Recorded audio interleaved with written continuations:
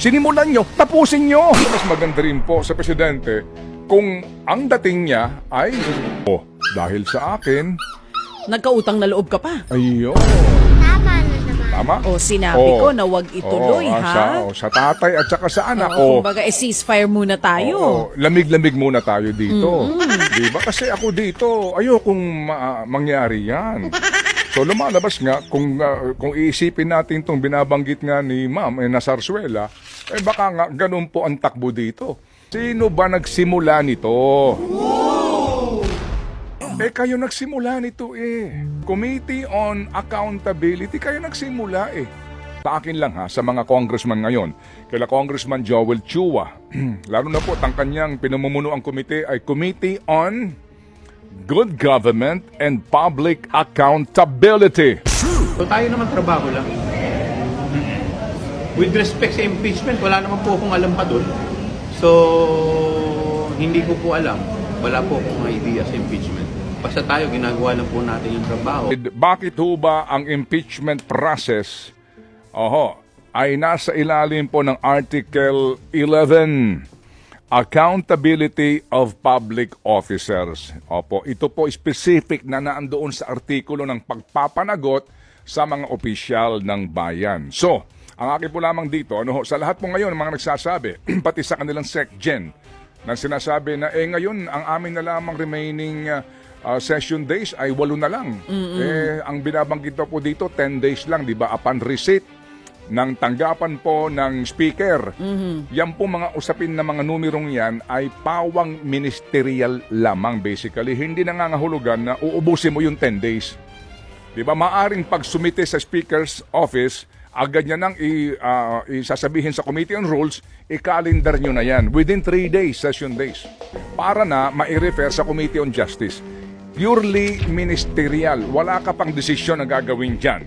Yung pong form and substance niyan, hindi sa kanila yan. But basically po ngayon, sa mga nagsasabi po, na kesyo apot sa oras, kesyo mag-e-eleksyon, kesyo ganire, kesyo ganoon, sino ba nagsimula nito? Sino ba nagsimula nito? FM. Kayo nagsimula nito Di ba? Committee on Accountability, kayo nagsimula lumabas yung, bagamat ito po, sigurado ako ang depensa dito, yung pinagbabasihan yung committee report na yan, hindi pa final yan, tama? Committee, COA pa lang yan Yaan pa lamang ay memorandum na sinasabi na meron kang dapat ipaliwanag. Binibigyan pa ng sapat na panahon ang tanggapan ng Vice Presidente na magpaliwanag.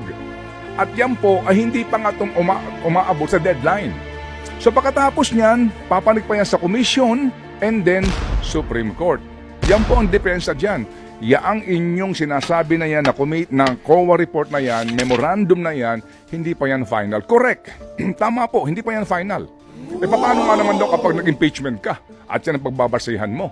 Hindi pa nga final. Paano pag sinabi ng Supreme Court na tama dito Do sa not ask due process. Diba?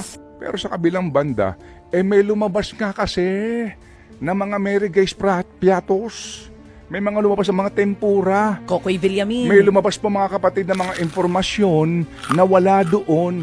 Practically po, hindi nakalatag doon sa memorandum ng COA. So binigyan nyo ng susi itong mga grupong ito na maghain ng impeachment complaint, di ba? So ibig sabihin, kayo ang nagbukas ng daan, kayo ang nagbukas ng pinto para maghain ng impeachment ang mamamayan.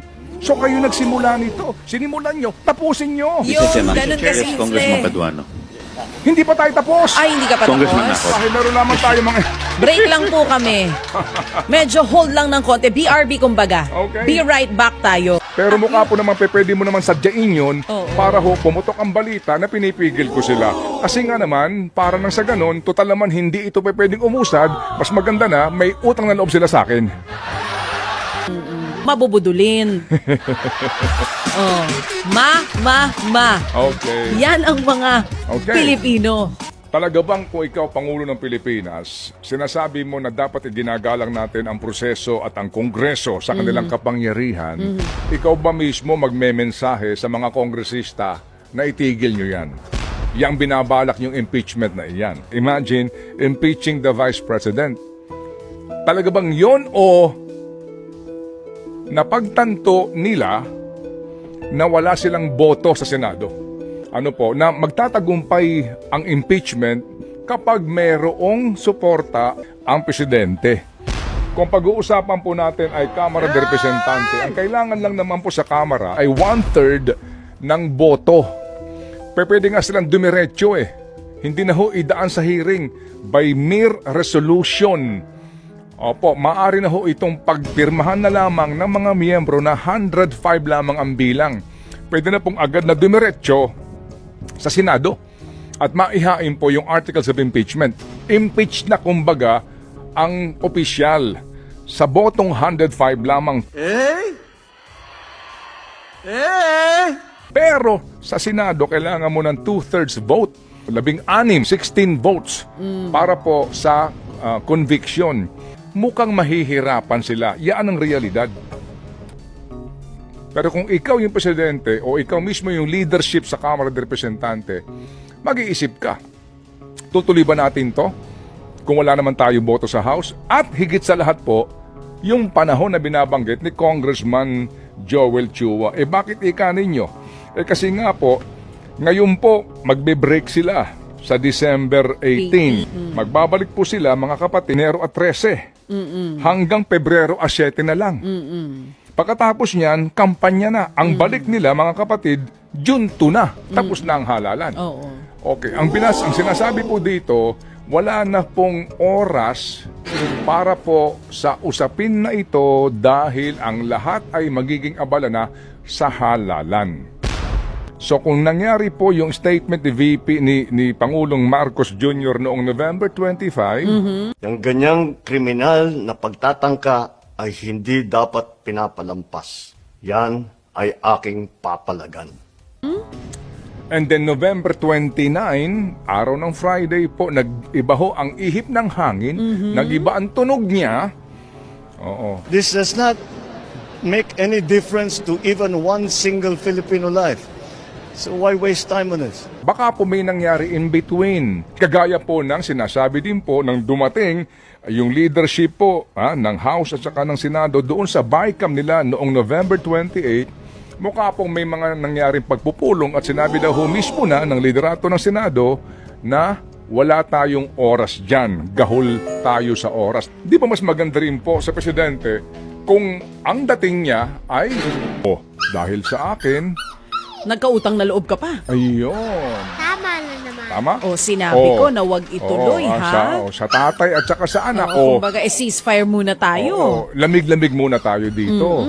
Di ba? Kasi ako dito, ayokong mangyari yan. So lumalabas nga, kung iisipin natin itong binabanggit nga ni Ma'am na Sarsuela, baka nga ganun po ang takbo dito. Kasi di ba, kailangan mo pang magsabi na nagmensahe ako sa kanila para wag nilang ituloy. Doon na lang po muna mag-iisip ka kaagad eh. Di ba? Kasi may resibo ka na nakikialam ka sa kamera, di ba? Pero mukha po naman, pwede mo naman sadyain yun para ho pumutok ang balita na pinipigil ko sila. Kasi nga naman, para nang sa ganon, total naman hindi ito pwedeng umusad, mas maganda na may utang na loob sila sa akin. Tapos ng halalan, ba na ang ihip ng hangin Yun na nga. doon? Kasi pag-uusapan doon, 2028 na. Yun na nga. At huwag mong kakalimutan na si VP Sara, kahit bumababa ang kanyang trust ratings o performance ratings, mataas pa rin yan. Well, I have to agree with that. Alright? Totoo Oo. yan, baby. Totoo Sige. yan. Oo. Na baka naman po mag-iba din po ang ihip ng hangin. Alam nyo ng mga Pilipino, sabi nga nung isa kong kaibigan na matagal na sa politika, ang mga Pilipino kasi, kita mo, unang-una, malilimutin. Pangalawa, mapapatawarin. Pangatlo, madaling umindayog sa ihip ng hangin. Mabubudulin. Oh. Ma. Okay. Yan ang mga Okay. Pilipino.